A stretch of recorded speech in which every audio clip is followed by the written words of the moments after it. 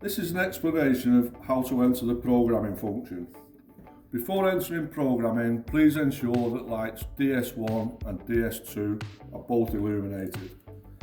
To enter the programming function, press select. You will see L1 begins to flash. Press select again, L2. Keep pressing select until the desired parameter is reached. To add, change or alter that parameter, then press set. Press set again, select will come out to alter different parameters. Once on LEV flashing, if you press select, this will exit programming.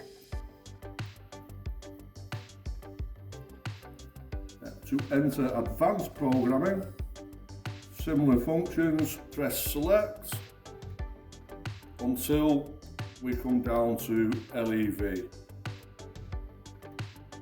At this point, instead of pressing select to exit, we now press set to enter advanced programming. You'll see one flash on LEV saying level 1 advanced.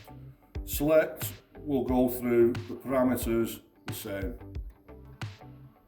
Once back on LEV, set again goes into advanced programming 2.